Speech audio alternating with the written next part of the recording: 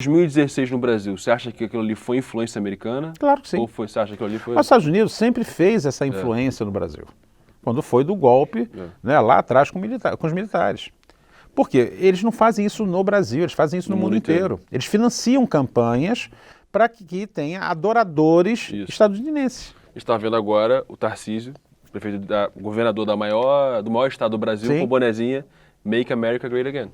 Entende? Mas por quê? São adoradores dos Estados Unidos. Em 26, você acha por que quê? vai ter Porque são entreguistas. O próprio Bolsonaro já disse o seguinte, olha, se eu ganhar agora em 26, vou botar uma base americana aqui nos Estados Unidos. Ou seja, está entregando... Cara, você tem uma coisa que é importante, que é a soberania. Eu posso gostar do país A, eu posso gostar do país B, mas aqui quem manda sou eu. Aqui o nosso povo vai seguir as nossas regras. Falta demais no Brasil. E, na prática, isso está muito distorcido. Eu fui deputado com o Bolsonaro. Tá? Seu pai entrevistou o Bolsonaro diversas vezes. Inclusive tem vídeos históricos aí, icônicos coisa absurda, da época do seu pai.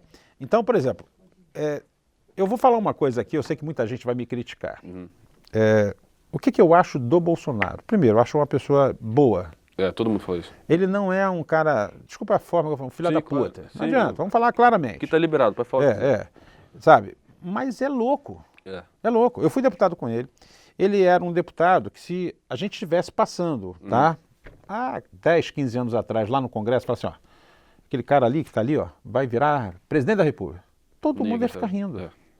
Sabe por quê? Ele nunca produziu nada, nunca governou nada, nunca administrou nada, não sabe administrar. Isso é verdade. Tanto que você tem várias entrevistas onde ele se perde muito. Não sabe de economia, não sabe de nada. Ele precisa saber, necessariamente não. Perfeito. Ele não precisa saber. Mas ele tinha que ter um time, um projeto. Uma orientação. Nunca teve projeto nenhum. Isso é verdade. Nunca teve projeto. A gente entende o seguinte, o Bolsonaro ganha uma eleição não por méritos próprios, mas ele ganha uma eleição pela rejeição ao PT e por uma negativa ao Lula na época.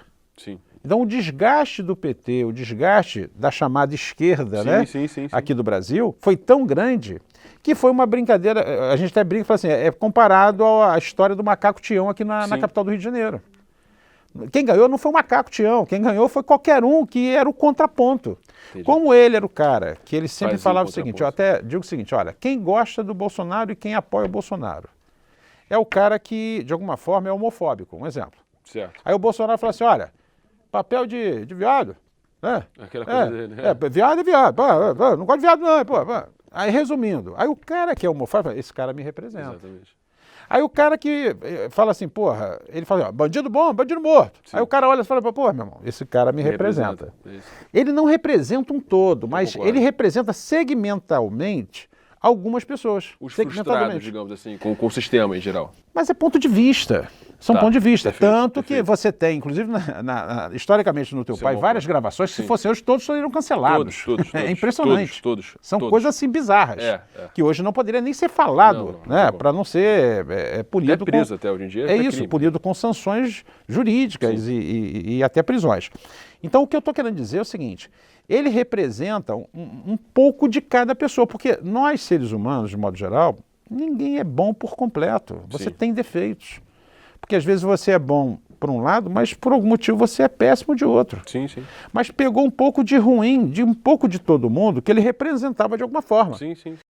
Aí quando ele começa a falar uma besteira, fala assim, cara, ele me representa, fala merda pra caramba, puta que pariu. Eu vou votar nele porque ele está expressando a minha raiva. Mas vou votar nele porque ele é de direita. Vou votar nele porque ele, porra, sabe, ele é evangélico, ele gosta... Aí o cara que é evangélico, olha só, olha a que ponto nós chegamos. Ele se coloca numa condição de evangélico, aí faz pose com arma, aí o pastor da igreja que pega a palavra de Deus e que prega, né, a harmonia, né, o amor ao próximo, botando o sinal de arma. Aí as coisas começam a se perder de uma forma. Parece que as pessoas pararam de raciocinar.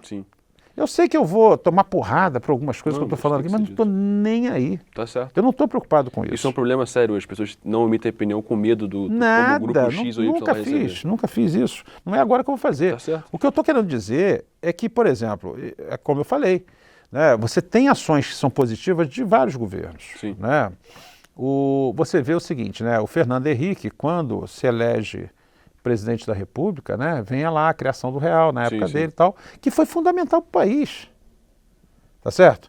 Você pega o Collor, que fez a abertura do mercado, que foi importante para o país. Né? Você vê o Lula, que fez a questão da fome. Né? Tirou muitos brasileiros da fome. Então, cada caso sempre tem coisas positivas de um e de outro, como tem negativas. Sim. Só pegar um ponto que você está falando, que eu estou achando interessante, você está falando do Bolsonaro ser o governo mais entreguista, e eu acho que é engraçado, juntando os dois temas que está falando de geopolítica e de Bolsonaro, quem mais se beneficia com a eleição do Bolsonaro é os Estados Unidos, então, você está falando. Sim, claro.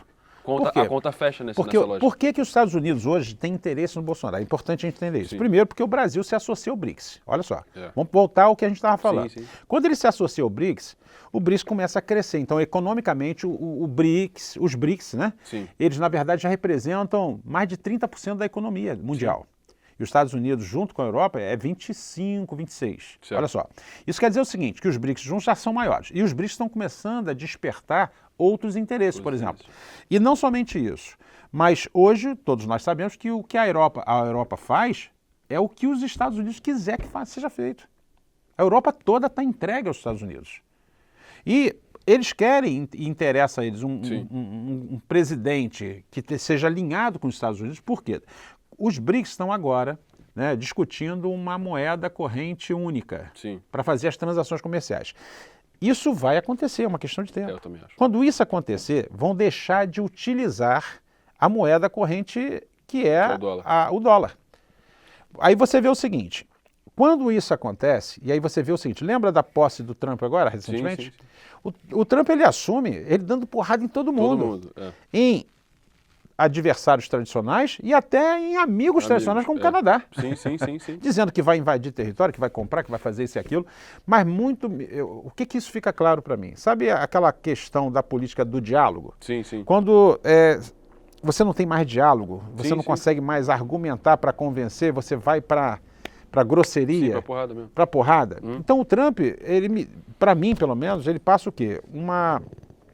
Um governante desesperado, que está percebendo que o país dele vai acabar e vai deixar de ser essa hegemonia. Por exemplo, ele tomou uma decisão agora de tirar todos os imigrantes dos Estados Unidos. As lojas não tem mais ninguém que venda. Mais de 11 mil Você não tem mais prestador de serviço, porque o morador dos Estados Unidos, né, o estadunidense, ele não quer fazer o serviço básico. Serviços que são chamados assim de menor expressão. Sim. Tá certo? Então não tem mão de obra. A mão de obra dos Estados Unidos são basicamente de brasileiros, mexicanos e outros latino-americanos que moram ali. E muitos deles ilegais ainda. E quando ele faz isso, está criando um caos interno também. E aí o que a gente percebe é que uma parcela, olha que interessante, que uma parcela, né, da sociedade, que é quem votou no Trump, ainda bate palma e ri. Só que vai começar a deixar de ter produtos. Você tem lá, por exemplo, né, sistemas de entrega de correio que está parado, você tem sistema de entrega de tudo quanto é coisa que era um serviço que até então quem fazia era esse grupo de pessoas que deixaram de ser feito.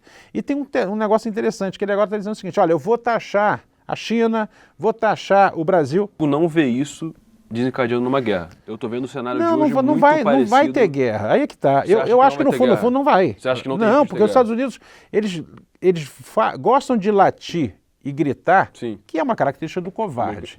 O covarde, ele só grita e só dá porrada, ele só dá porrada em quem é menor que ele. Então ele entendeu que, na verdade, nesse cenário tem outros maiores. Quando ele fala assim, ó, vou taxar o produto brasileiro, vou taxar o produto chinês. Aí o cidadão, né, que é estadunidense, que votou no Trump, fica... Só que ele esquece que quem vai pagar essa conta é ele, amigo. Porque a China não depende economicamente mais dos Estados Unidos. O Brasil, nessa balança comercial, hoje o Brasil está muito melhor do que no passado, porque hoje o principal parceiro do Brasil não é mais os Estados Unidos, é a China. E com isso, os Estados Unidos está perdendo esse poder econômico de taxar, porque antes de falar taxar, o pessoal recuava. Mas você não acha que isso vai ter uma reação aqui em 26? Eu acho que eu acho que os Estados Unidos vai querer entrar aqui. Não, mas já entrou nas outras, não vai fazer diferença, não tem diferença, porque eles podem entrar economicamente, pode entrar com alguma questão, mas na prática, na política, é uma questão muito interna nossa. Você acha que as redes sociais, que são americanas no fundo? Sim, mas eles acabaram de tomar uma porrada imensa agora. Porque, não sei se você acompanhou, na posse do Trump, ele fala o seguinte, olha, a gente reuniu aqui, né, as chamadas Big Tech, né? Isso, as Big Techs. As Big Techs. E com as Big Techs, a gente vai tomar conta da inteligência artificial, que é o futuro. O futuro é a inteligência artificial.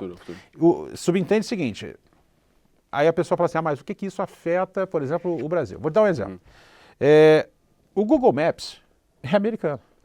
Se eles desligarem essa porcaria lá, todo GPS, tem noção que todos os GPS no Brasil param de funcionar? Isso quer dizer simplesmente que o avião que vai sair lá de São Paulo e vai vir para o Rio pode cair a qualquer momento. Exatamente. Por falta de posicionamento. O exército brasileiro usa a Starlink para poder mapear a Amazônia. É isso. A gente não tem satélite próprio. O que a China fez? A China desenvolveu um GPS próprio, que já está funcionando.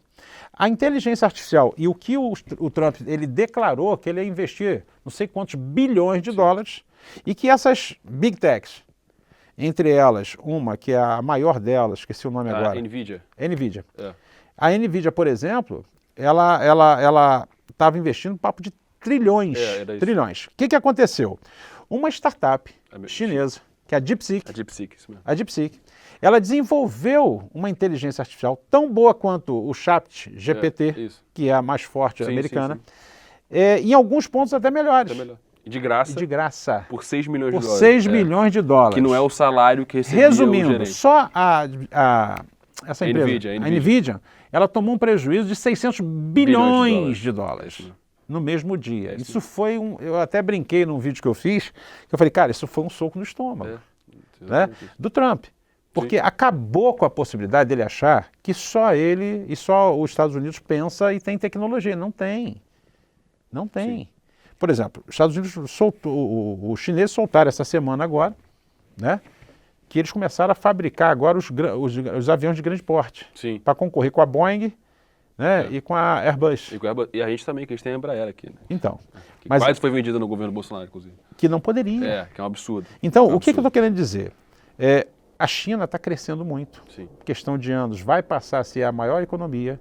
E quando a China... Olha que interessante. Quando a China se associa à Rússia, esse foi o tiro mais certeiro que deram nos Estados Unidos. Por quê? A China não tem a quantidade de ogivas nucleares. O que é a OTAN? A OTAN é a associação dos países, principalmente os europeus, com os Estados Unidos, que diz o seguinte, se um atacar a Europa aqui, está me atacando, então todo mundo se defende. Então, os europeus se aproveitaram da estrutura bélica dos Estados Unidos para se fortalecer, que a OTAN, na verdade, é só uma estratégia dos Estados Unidos para criar um argumento de que está gerando essa paz. Para se defender, quando na verdade eles vão para atacar. E aí o que você tem, João?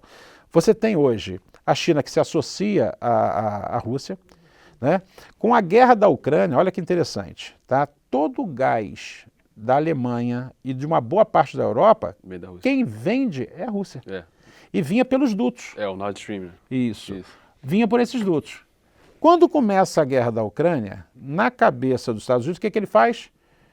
Eu não posso afirmar que foram eles que explodiram, mas coincidentemente os dutos são explodidos. São explodidos. Quando eles são explodidos, na cabeça dos Estados Unidos, olha, acabou com a economia russa.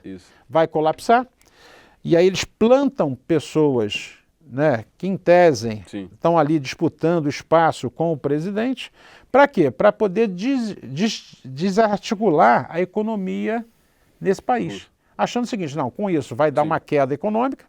A China, aproveitando a oportunidade, a Índia, começa a comprar o gás da Rússia. A Rússia, ao invés de ter queda econômica, cresceu. Isso é fato. Aí quando ela cresce, olha só, no momento que os Estados Unidos... Então foi um tiro no pé para os Estados Unidos.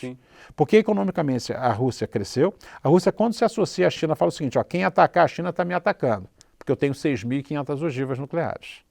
Então quando o cidadão aqui, seja em São João, no estado do Rio, ou no Brasil de modo geral, e começar a falar que eu sou de direita, sou de esquerda, ele tem que entender esse cenário completo. Se ele não entender esse cenário, ele não é nem de esquerda nem de direita, porque ele não entende nada. Eu acho que falta isso é uma questão que me incomoda muito, inclusive, no debate nacional. Não tem um candidato, uma grande liderança, que vou excluir um cara que foi o Ciro Gomes, que tinha um discurso nacionalista de desenvolver o Brasil, de criar indústria, de resgatar no Brasil essa ideia de potência mundial. Eu sempre achei que o Ciro era o melhor candidato. É o cara mais preparado e é nacionalista. Ele está ali pelo país. mas ele se perdia muitas vezes, né, nos seus posicionamentos pessoais. Ataque pessoal. Né, e acabava perdendo credibilidade quando, para mim, era o melhor cara que poderia realmente dar uma guinada no país. Melhor do que Lula, melhor do que Bolsonaro. Não, você acha que o bloco de poder hoje, quando eu digo bloco de poder, eu digo o agronegócio e a Faria Lima, que representa o financeirismo no Brasil, aceitaria o Ciro Gomes como candidato, por exemplo? Mas isso não é só uma questão de aceitar. Né? Eu acho que o Ciro não ocupou um espaço pela estratégia errada que ele adotou. Mas eles permitiriam um cara como o Ciro Gomes crescer? Não é questão só de permitir, porque já foi época que tinha essa questão do econômico definir o processo eleitoral. Acha que isso não tem mais tanta... E as mídias, por exemplo, a Rede Globo sempre definiu muito o processo eleitoral no país. Sim. Com o crescimento das redes sociais, não se discute mais isso, porque tudo agora virou comunicação. Sim. Então a comunicação das redes abertas, por exemplo, você vai na casa da maioria das pessoas, seja elas pobres ou não, quando mora em comunidade tem gatonete. Né? Quando mora em bairros que não tem comunidade, que não tem tráfego, aí tem o quê? A Netflix e outros streams. Isso. Tu vai, cara, tá todo mundo migrando de uma televisão aberta para as redes fechadas. E com isso, a influência é muito menor hoje. E aí não somente isso. Então, o próprio Bolsonaro, vamos deixar claro. Como é que ele ganha uma eleição? 17 segundos de televisão ele tinha. É isso. 2018. Pablo Marçal em São Paulo. Com um dos menores partidos de São Paulo, consegue chegar onde chegou. E perdeu porque quis. Sim. Porque comunicou errado no final. Então, o que eu estou querendo dizer é que você tem, na verdade, muitas interferências que já foram muito maiores no passado e hoje são muito menores. Mas, é claro, são vários interesses. Política é envolvimento de interesses, seja de interesse da sociedade ou de segmentos empresariais do país de modo geral. Você não acha que existe uma guerra de classes, como falam a esquerda tradicional? Mas sempre existiu. Sempre existiu. Né? Você tem, né, o trabalhador de um lado e tem aqueles que de alguma forma se aproveitam dos trabalhadores. Tá certo? É claro que para isso a gente vai ter que voltar na história, na época das colônias. Isso. Tá certo? Sim. Porque o pessoal fala, eu sou contra o comunismo. A pessoa nem sabe o que é comunismo. Se a gente pegar da história da criação do mundo, do Big Bang, tá certo? Sim. Que aí você tem o quê? Os primeiros Homo sapiens, né, descobertos no Brasil. O que você tinha? Você tinha aglutinação de pessoas que ali não tinha o chefe, não tinha o presidente, não tinha o senador, deputado, porque isso você vai tendo, né, no mundo mais recente. Sim. Mas naquela época você tinha o quê? Você tinha quem é bom de caça. Então quem é bom de caça vai se unir e ali tem um líder da caça porque ele era bom de caça. Quem é aquele que é bom de... Sabe, aí eu não estou falando nem de agricultura porque na época não existia. Nem de agricultura, né? Então a gente está falando assim, pegava aqueles que eram os melhores em cada setor e ali tudo que se caçava se dividia. Tudo que se caçava se dividia. Aquilo era comunismo. Bom ponto isso. Aquilo era comunismo. Sim. O comunismo é você ter o quê? Conquistas comuns para melhorar a vida das pessoas. Tem uma galera que acha, hoje eu vejo muito isso no debate na internet, achando que o ser humano sempre foi empreendedor, sempre produziu para acumular Nunca dinheiro. Produziu. Não, é muito louco. Você vê, né? A agricultura, ela surge de fato. Eu tenho que pegar esse dado certinho de cabeça. São 10 mil anos, mais ou menos. Eu acho que até menos, um pouco. Mas é muito pouco tempo. Muito pouco tempo. É muito pouco tempo. A agricultura ela é introduzida, na verdade, com muito pouco tempo.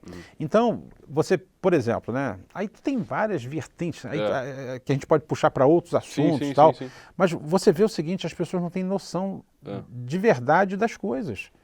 E saem falando coisas sem ter certeza porque ela viu alguém falando, ela repetiu. Eu acho que a rede social tem muita influência nisso. Eu acho que a forma de comunicação da rede social hoje, trabalhando medo, da ansiedade das pessoas, manipulando os afetos, eu acho que essa é a consequência mais forte da sociedade, que é uma sociedade basicamente que é movida pelo medo. Hoje as pessoas são movidas pelo medo. Vota em um porque o outro é pior, e vota no outro porque o outro é pior ainda. E fica essa discussão. Na verdade, o medo ele sempre foi uma ferramenta de manipulação. Né, de manipulação. De massa. Tá certo? Então você tem até muitas igrejas, né, eu não estou falando mal de igreja, para não ser mal interpretado, mas muitas igrejas distorciam as palavras, muitas vezes para poder o quê? Doutrinar seus membros para poder crescer pelo medo das pessoas. Sim. Olha, se você não fizer isso, Deus castiga. Olha, Sim. se você não fizer isso, Deus não gosta. É isso. E aproveitando isso para se usurpar, muitas vezes, dos próprios membros. Não, mas hoje em dia é isso. Se o Lula não fizer tal coisa, volta o Bolsonaro. Se não fizer tal coisa, volta o Lula. É exatamente Então, a mas mesma por quê? coisa. Olha só, volta se o você for comunismo. avaliar, né, eu acho que há uma escassez de lideranças políticas no Estado e no país, de modo geral. Esse é um trabalho que a gente está fazendo aqui, inclusive, de tentar dar a voz e dar espaço para as novas lideranças que vêm surgindo aqui. Porque, para pensar numa coisa, né? Hoje, atualmente, a gente tem um cenário político no Estado onde o Eduardo Paes se coloca nitidamente como pré-candidato. Tá certo? Aí você tem também um outro que começa a despontar ontem, ou anteontem, se eu não me engano de cabeça, o governador Cláudio Castro declarou voto, por exemplo, para o Barcelar, que é o presidente da LERJ, né? Que tudo indica que pode vir a ser candidato também. Mas você não vê outros nomes figurando. Quando no passado você tinha 3, 4, 5, 6 nomes bons.